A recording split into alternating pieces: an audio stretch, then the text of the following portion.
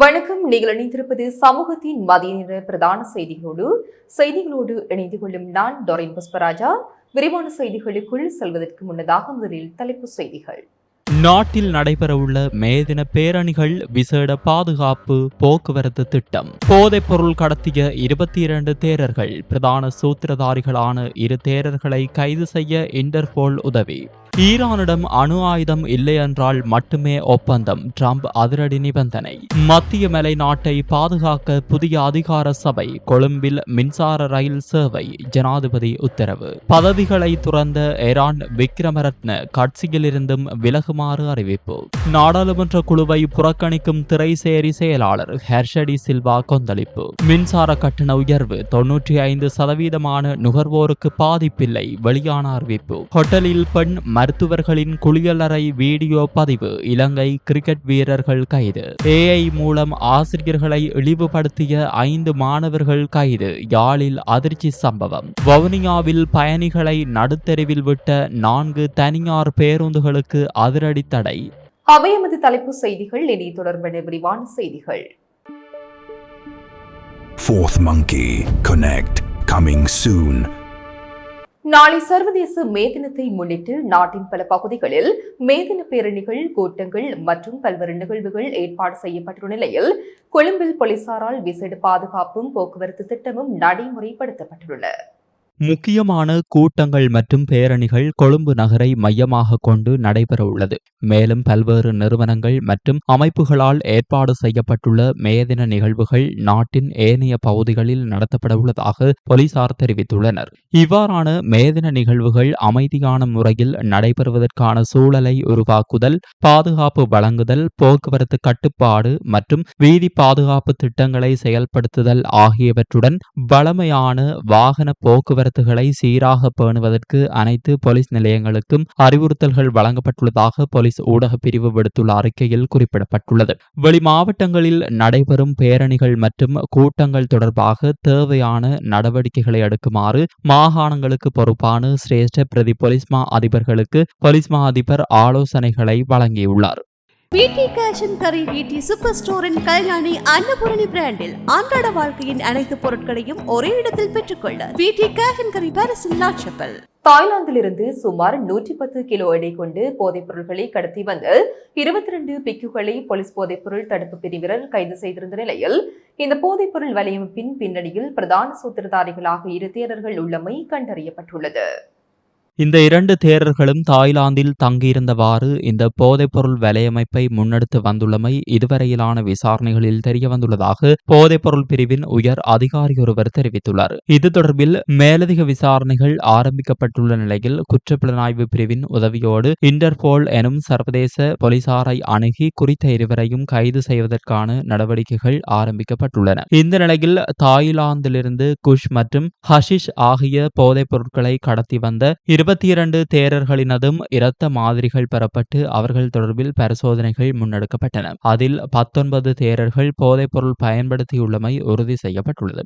இதுவரையான விசாரணைகளில் 22 இளம் தேரர்களை தாய்லாந்திற்கு அனுப்புவதற்கு அனைத்து ஒருங்கிணைப்பு வசதிகளையும் முன்னெடுத்ததாக கூறப்படும் தேரர் கைது செய்யப்பட்டு தடுப்பு காவலில் வைத்து விசாரிக்கப்பட்டு வருகிறார். இதனைவிட மற்றொரு சந்தேக நபரும் கைது செய்யப்பட்டு விசாரணைக்கு உட்படுத்தப்பட்டுள்ளார். தாய்லாந்து சென்ற தேரர்களுக்கான விமான பயணச்சீட்டு மற்றும் ஏனைய செலவுகள் தொடர்பாக அனுசரணை வழங்கியதாக கூறப்படும் பிரபல வர்த்தகர் ஒருவர் தொடர்பாகவும் விடயங்கள் வெளிப்படுத்தப்பட்டுள்ள நிலையில் அவரை கைது செய்வதற்கு தற்போது விசாரணைகள் இடம்பெற்று வருவதாக போலீஸ் போதைப்பொருள் தடுப்பு பிரிவு அதிகாரிகள் தெரிவித்துள்ளனர்.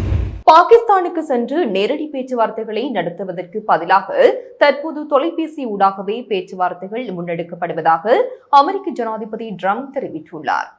ஒவ்வொரு முறையும் ஒரு காகிதத்தை பார்ப்பதற்காக 18 மணி நேரம் வானூர்தியில் பறப்பது தேவையற்றது என தெரிவித்த அவர் தொலைபேசி வாயிலாகவே பேசி வருவது மிகவும் வசதியாக உள்ளது என்றும் அவர் குறிப்பிட்டுள்ளார். இதன்படி ஈரானுடனான பேச்சுவார்த்தைகள் நீண்ட தூரம் கடந்து வந்துள்ளன என்றும் அவர் சுட்டிக்காட்டியுள்ளார். எனினும் அந்த பேச்சுவார்த்தைகள் எதிர்பார்த்த முடிவை தருமா என்பதே தற்போதைய கேள்வி எனவும் ட்ரம்ப் கூறியுள்ளார். அத்துடன் ஈரானிடம் அணு ஆயுதங்கள் இல்லை என்பதை ஒப்புக்கொள்ளும் வரை எந்தவித உடன்படிக்கையையும் எட்டப்படாது என்றும் ட்ரம்ப் திட்டவட்டமாக தெரிவித்துள்ளார். இதற்கு முன்னர் பாகிஸ்தானின் இஸ்லாமாபாத் நகரில் நேரடி பேச்சுவார்த்தைகள் இடம்பெற்றன. ஆனால் தற்போது நிலவும் பதற்றமான சூழலில் ராஜதந்திர தொடர்புகள் தொலைபேசி வாயிலாகவே தொடர்கின்றன. அமெரிக்காவின் கடற்படை முற்றுகை மற்றும் பொருளாதார தடைகளால் ஈரான் கடும் நெருக்கடியை சந்தித்து வரும் நிலையில் இந்த தொலைபேசி உரையாடல்கள் முக்கியத்துவம் பெறுகின்றன. இதேவேளை ஈரானின் கடற்படை, வான்படை மற்றும் வான் பாதுகாப்பு கட்டமைப்புகளை அமெரிக்கா முற்றாக அளித்துள்ளதாக அமெரிக்க ஜனாதிபதி டொனால்ட் ட்ரம்ப் தெரிவித்துள்ளார்.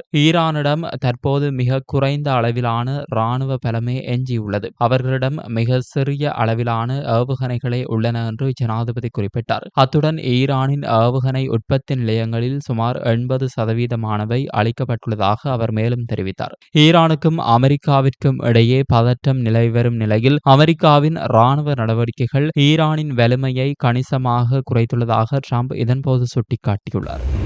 மத்திய மலைநாட்டை பாதுகாத்து மேம்படுத்துவதற்காக புதிய அதிகார சபை ஒன்றை நிறுவும் செயல்பாட்டின் முன்னேற்றத்தை ஆராயும் கலந்துரையாடல் ஜனாதிபதி அனுரகுமார திசாநாயக்க தலைமையில் நடைபெற்றது.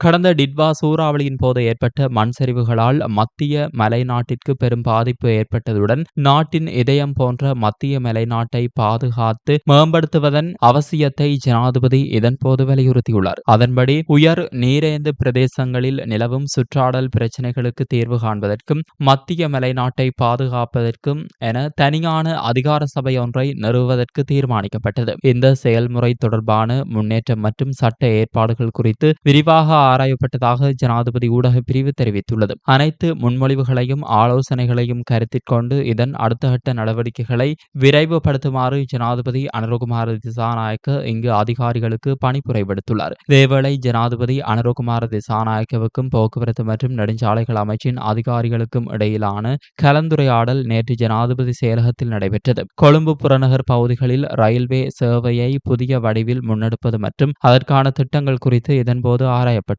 அத்துடன் கொழும்பு புறநகர் ரயில்வே திட்டத்தின் கீழ் மின்சார ரயில் சேவையை அடுத்த ஆண்டு தொடக்கத்தில் ஆரம்பிக்க திட்டமிடப்பட்டுள்ளது. இந்த திட்டத்தின் கீழ் களனிவெளி ரயில் பாதையில் மருதானையிலிருந்து மாகும்புர பிரதான ரயில் பாதையில் கொழும்பு கோட்டையிலிருந்து ராகம, கரையோர ரயில் பாதையில் கொழும்பு கோட்டையிலிருந்து பாணந்துறை வரை முதலாவது கட்டமாக செயல்படுத்த உத்தேசிக்கப்பட்டுள்ளது. ஸ்ரீலங்கா கிரிக்கெட் நிறுவனத்தின் மீளமைப்பு குழுவின் தலைவராக அண்மையில் நியமிக்கப்பட்டு முன்னாள் நாடாளுமன்ற உறுப்பினர் எரான் விக்ரமரத்னவை கட்சியின் உறுப்பினரிலிருந்தும் விலகுமாறு ஐக்கிய மக்கள் சக்தி கோரியுள்ளது. இதன்படி கட்சியின் செயற்குழு மற்றும் நிர்வாக குழு பதவிகளிலிருந்து எரான் விக்ரமரட்ன சமர்ப்பித்த ராஜினாமா கடிதத்தை ஐக்கிய மக்கள் சக்தி ஏற்றுக்கொண்டுள்ளது. எனினும் கட்சியின் கொள்கைகளுக்கு அமைய அவர் தனது கட்சி உறுப்புரிமையில் இருந்தும் முழுமையாக விலக வேண்டும் என கட்சியின் பொதுச் செயலாளர் ரஞ்சித் மத்தும பண்டார உத்தியோகபூர்வமாக தெரிவித்துள்ளார். அரசியல்வாதிகள் விளையாட்டுத்துறை நிர்வாக அமைப்புகளில் பதவிகளை வகிப்பதை அனுமதிக்க கூடாது என்ற ஐக்கிய மக்கள் சக்தியின் கொள்கை ரீதியான முடிவின் அடிப்படையிலேயே இந்த கோரிக்கை முன்வைக்கப்பட்டுள்ளதாக ரஞ்சித் மத்தும பண்டார தெரிவித்துள்ளார். விளையாட்டுத்துறை அமைச்சர் சுனில் குமார கமகேவினால் ஸ்ரீலங்கா கிரிக்கெட் மாற்றியமைப்பு குழுவின் தலைவராக எரான் விக்ரமரட்ன நியமிக்கப்பட்டார். இது ஒரு இடைக்கால குழு அல்ல என்றும் புதிய தேர்தல்கள் நடத்தப்படும் வரை கிரிக்கெட் கட்டமைப்பை நவீனமயமாக்கும் பணிகளை இது முன்னெடுக்கும் என்றும் அமைச்சர் குறிப்பிட்டார். அரசு திரைச்சேரியில் இருந்து 2.5 மில்லியன் அமெரிக்க டாலர் காணாமல் போனமை தொடர்பான விவகாரத்தை ஆராய அரசாங்க நிதி பற்றிய குழுவின் கூட்டத்தில் கலந்து கொள்ள முடியாது என திரைச்சேரி செயலாளர் தெரிவித்துள்ளமை ஏற்றுக்கொள்ள முடியாது என அந்த குழுவின் தலைவர் நாடாளுமன்ற உறுப்பினர் கஷல் டி சில்வா தெரிவித்துள்ளார்.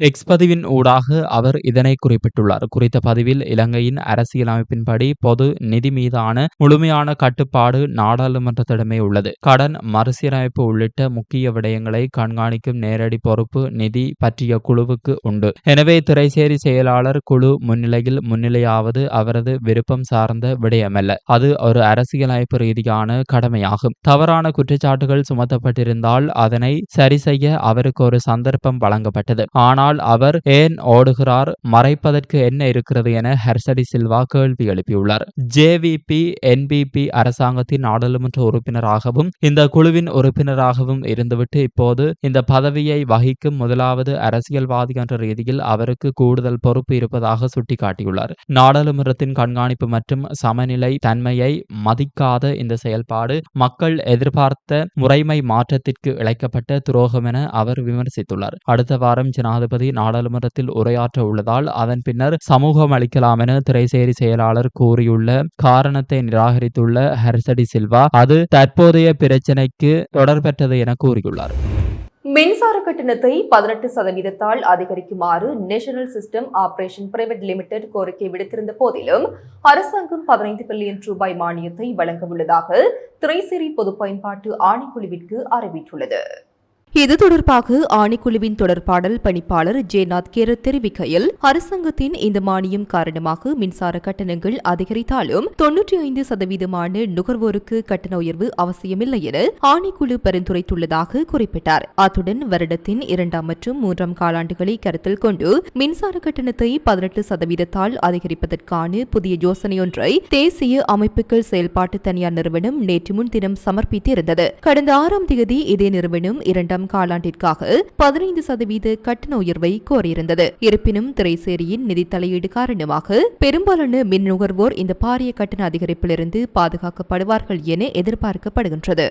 யாழ்ப்பாணத்தில் அதிஉயர்ந்த மற்றும் நவீன வசதிகளுடனான டில்கோ ப்ளூ ஓஷன் நிறுவனத்தின் மூலம் வழங்கும் யாழ் ராயல் பேலஸ். கொழும்பு நாரகன்பட்டியில் அமைந்துள்ள ஹோட்டல் ஒன்றில் பெண்களை ரகசியமாக படம் பிடித்த குற்றச்சாட்டில் இலங்கையின் 19 வயதுக்கு உட்பட்டு தேசிய கிரிக்கெட் அணியைச் சேர்ந்த 2 வீரர்கள் கைது செய்யப்பட்டுள்ளனர். கருத்தரங்கு ஒன்றில் கலந்து கொள்வதற்காக தனியார் ஹோட்டல் ஒன்றில் தங்கியிருந்த பல பெண் மருத்துவர்கள் தங்கள் அறைகளில் குளிக்கும் போது குறித்த வீரர்கள் தொலைபேசிகளை பயன்படுத்தி படம் எடுத்ததாக அளிக்கப்பட்ட முறைப்பாட்டுக்கு இணங்க இந்த கைது முன்னெடுக்கப்பட்டுள்ளது. சந்தேக நபர்கள் ஆண்களின் காணொலிகளையும் இவ்வாறு பதிவு செய்துள்ளனர். வீரர்கள் பதிவு செய்த காணொலிகளில் ஏதேனும் இணையத்தில் பகிரப்பட்டுள்ளதா என்பது குறித்து புலனாய்வாளர்கள் தற்போது விசாரணைகளை ஆரம்பித்துள்ளனர். கைதான சந்தேக நபர்கள் புதுக்கடை நீதிவான் நீதிமன்றத்தில் முன்னிலைப்படுத்தப்பட்டு தலா 5 லட்சம் ரூபாய் தனிநபர் பிணையில் விடுவிக்கப்பட்டனர். நாரகன்பட்டி போலீஸ் இது தொடர்பான மேலதிக விசாரணைகளை மேற்கொண்டு வருகின்றனர். யாழ்ப்பாணம் காங்கேசன்துறையில் ஆசிரியர்களின் நிழல்படங்களை அவமதிப்புக்கு உள்ளாக்கி அதனை வாட்ஸ்அப் ஊடாகவும் பகிர்ந்து 5 மாணவர்கள் கைது செய்யப்பட்டுள்ளனர். AI தொழில்நுட்பத்தை பயன்படுத்தி 16 ஆசிரியர்கள் அடங்கிய குழு நிழல் படத்தை குறித்த மாணவர்கள் அவமதிப்புக்கு உள்ளாக்கும் வகையில் தயார் செய்துள்ளனர். இந்த விடயம் தொடர்பில் குறித்த பாடசாலை நிர்வாகத்தால் செய்யப்பட்ட முறைப்பாட்டுக்கு அமைய இந்த கைது நடவடிக்கை மேற்கொள்ளப்பட்டுள்ளது. குறித்த மாணவர்களிடம் விசாரணை மேற்கொள்ளப்பட்டு பின் கிளிநொச்சி நீதவான் முன்பு அவர்கள் முன்னிலைப்படுத்தப்பட்டதாக போலீசார் தெரிவித்துள்ளனர். கைது செய்யப்பட்ட மாணவர்களை மே மாதம் 6ஆம் தேதி வரை விளக்கமறியலில் வைக்க நீதவான் உத்தரவிட்டுள்ளமை குறிப்பிடத்தக்கது. பொதுமக்களுக்கு முன்னறிவித்தலின்றி சேவையை இடைநிறுத்தி பயணிகளை பெரும் அசௌகரியங்களுக்கு உள்ளாக்கிய வவுனியா மாவட்டத்தைச் சேர்ந்த 4 தனியார் பேருந்துகளுக்கு எதிராக வடக்கு மாகாண வீதி பயணிகள் போக்குவரத்து அதிகார சபை கடுமையான நடவடிக்கைகளை எடுத்துள்ளது. வவுனியா பேருந்து நிலையத்தில் தமக்குரிய சுழற்சி முறை இருந்த போதிலும் அதிகார சபைக்கு எவ்வித முன்னறிவித்தலுமின்றி குறித்த 4 பேருந்துகளும் தன்னிச்சையாக சேவையில் இருந்து விலகிக் கொண்டன. இதனால் பேருந்து நிலையத்தில் நீண்ட நேரம் காத்திருந்த பயணிகள் தமது இருப்பிடங்களுக்கு செல்ல முடியாமல் ஒரு நாள் முழுவதும் சொல்லினா துயரத்திற்கு ஆளாகினர். இறுதியில் அதிக கட்டணம் செலுத்தி மாற்று வாகனங்களை நாட வேண்டிய நிலைக்கு தள்ளப்பட்டனர். இந்த விதிமீறல் தொடர்பாக அதிகார சபையின் கவனத்திற்கு கொண்டுவரப்பட்டதை அடுத்து தலைவர் பொறியியலாளர் சு விமலேஸ்வரன் உத்தரவின் பேரில் தண்டனை விதிக்கப்பட்டுள்ளன. சம்பந்தப்பட்ட 4 பேருந்து உரிமையாளர்களுக்கும் தலா 3000 ரூபாய் அபராதம் விதிக்கப்பட்டுள்ளது. மேலும் குறித்த பேருந்துகளின் வழி அனுமதி பத்திரங்கள் 3/5/2026 வரை தற்காலிகமாக இடைநிறுத்தப்பட்டுள்ளன. இந்த தடைக்கால பகுதியில் அந்த பேருந்துகளில் பணிபுரிந்த சாரதிகள் மற்றும் நடத்துனர்கள் வடக்கு மாகாணத்தின் வேறு எந்தவொரு தனியார் பேருந்துகளிலும் பணியாற்றுவதற்கு முற்றாக தடை விதிக்கப்பட்டுள்ளது. பண கொடுக்கல் வாங்கல் தொடர்பான தகராறில் 2 பெண் போலீஸ் உத்தியோகத்தர்கள் ஒருவரை ஒருவர் தாக்கிக் கொண்ட சம்பவம் பொலனறுவை மின்னேரியாவில் இடம்பெற்றுள்ளது. சக பெண் உத்தியோகத்தர் ஒருவரிடம் பெற்ற கடனை திரும்ப கேட்டபோது இருவருக்கும் இடையே கடுமையான வாக்குவாதம் ஏற்பட்டுள்ளது. ஆரம்பத்தில் வாய்த்தர்க்கமாக தொடங்கிய இந்த விவகாரம் பின்னர் மோதலில் முடிந்துள்ளது. இந்த கடுமையான மோதலில் காயமடைந்த 2 பெண் போலீஸ் உத்தியோகத்தர்களும் உடனடியாக மீட்கப்பட்டு மின்னேரியா வைத்தியசாலையில் சிகிச்சைக்காக அனுமதிக்கப்பட்டனர். உயர்மட்ட போலீஸ் அதிகாரிகள் இதுகுறித்து தீவிர விசாரணைகளை ஆரம்பித்துள்ளனர். சீருடையில் இருக்கும்போது போலீஸ் நிலையத்தினுள்ளேயே இவ்வாறான அநாகரிகமான செயலில் ஈடுபட்டதை கண்டித்து சம்பந்தப்பட்ட இருவர் மீதும் உடனடியாக கடுமையான ஒழுக்காற்று நடவடிக்கைகள் எடுக்கப்பட்டுள்ளன. சட்டத்தையும் ஒழுங்கையும் பாதுகாக்க வேண்டிய போலீஸ் நிலையமே போர்க்களமாக மாறிய சம்பவம் பொதுமக்களுக்கு இடையே பேசுபொருளாகியுள்ளது. இத்துடன் சமூகத்தின் மதிய நேர பிரதான செய்திகள் நிறைவு பெறுகின்றன. தொடர்ந்தும் சமூகத்தோடு இணைந்திருங்கள். எமது RIP பேச்சுக்கு கிடைத்த மரண அறிவித்தல்கள். யாழ்ப்பாணம் சங்கானை தொட்டிலடியை பிறப்பிடமாகவும் மூளாய் மேற்கை வதிவிடமாகவும் கொண்டிருந்த திரு வைரமுத்து கிருஷ்ணபாலன் அவர்கள் 29/4/2026 புதன்கிழமை அன்று இறைவனடி சேர்ந்தார். மட்டக்களப்பு கழுதாமலை மத்தியை பிறப்பிடமாகவும் வதிவிடமாகவும் கொண்டிருந்த செல்வன் ரவி சஹாரிசன் அவர்கள் 29/4/2026 புதன்கிழமை அன்று இறைப்பதமடைந்தார். யாழ்ப்பாணம் கோண்டாவில் வடக்கை பிறப்பிடமாகவும் உரும்பராய் மேற்கை வதிவிடமாகவும் கொண்டிருந்த திருமதி செல்லத்துறை சரஸ்வதி அவர்கள் 28/4/2026 புதன்கிழமை அன்று இறைப்பதமடைந்தார். நுவரெலியா லாய்லோன் தோட்டம் பொகவந்தலாமையை பிறப்பிடமாகவும் வதிவிடமாகவும் கொண்டிருந்த திரு சிவனு முருகேசு மணி அவர்கள் 29/4/2026 புதன்கிழமை அன்று சிவபதமடைந்தார். மேலே அறிவிக்கப்பட்ட அனைத்து மரண அறிவித்தல் இறுதிக்கிரியை பற்றிய தகவல்களை அறிந்து கொள்ள ரிப் பேஜை பார்வையிடுங்கள். இதற்கான லிங்க் கீழிருக்கும் டிஸ்கிரிப்ஷனில் பார்வையிடலாம். இது போன்ற செய்திகளை தெரிந்து கொள்ள சமூகம் நியூஸ் சேனலை சப்ஸ்கிரைப் செய்து அருகில் உள்ள பெல் பட்டனை கிளிக் செய்யுங்கள். மேலும் இது போன்ற செய்திகளை உடனுக்குடன் தெரிந்து கொள்ள சமூகமீடியா.com என்ற இணையதளத்தின் வாயிலாகவும் எங்களுடன் இணைந்திருங்கள்.